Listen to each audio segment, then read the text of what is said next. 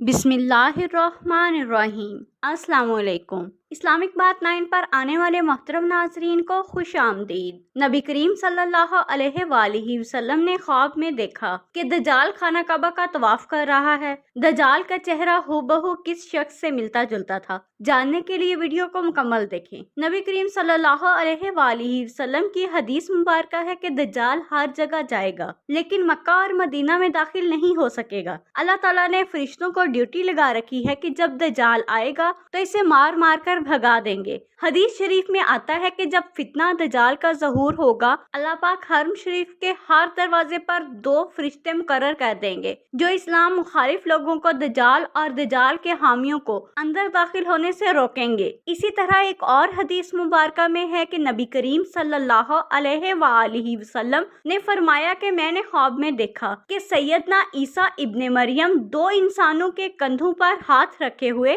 काबतुल्लाह का तवाफ कर रहे हैं और इसी ख्वाब में मैंने ये भी देखा कि दज्जाल भी आपके पीछे काबतुल्लाह का तवाफ कर रहा है। इनसे हजरत अब्दुल्ला बिन उमर रजी अल्लाह ताला अन्हो ने बयान किया कि रसूलुल्लाह सल्लल्लाहु अलैहि वसल्लम ने फरमाया, मैं सोया हुआ था कि मैंने अपने आप को काबा का तवाफ करते देखा। अचानक एक साहिब नजर आए, गंदमी बाल लटके हुए थे और 2 आदमियों के दरमियान इनके सर से पानी टपक रहा था। मैंने पूछा ये कौन है? कहा कि ईसा इब्ने मरियम अलैहिस्सलाम हैं। फिर मैं मुड़ा तो एक दूसरा शख्स सुर्ख भारी जिस्म वाला, घुंघराले बाल और एक आंख से काना जैसे इसकी आंख पर खुश्क अंगूर हो नजर आया। मैंने पूछा ये कौन है? कहा कि ये दज्जाल है। इसकी सूरत अब्दुल अज़ा बिन कतन से बहुत मिलती जुलती थी। ये अब्दुल अज़ा बिन कतन मुतलिक में था जो खजाना कबीला की एक शाख है। हर पैगंबर का ख्वाब गवाही होता है, हकीकत पर मबनी होता है। ईसा अलैहिस्सलाम ने जिस तरह 2 इंसानों के कंधों पर हाथ रखा हुआ था,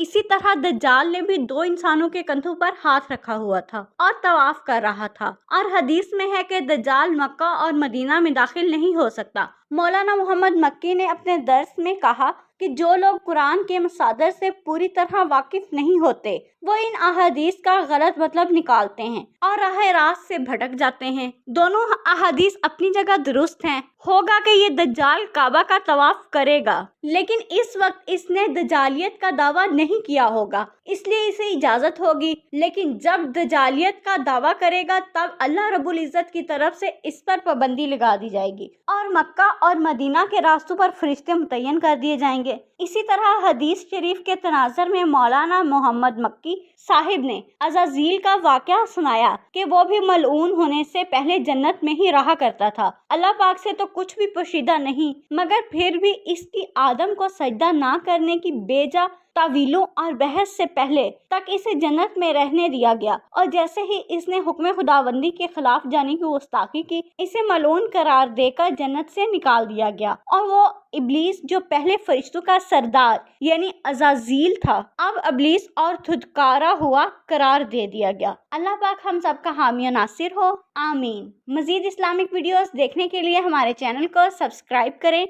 शुक्रिया।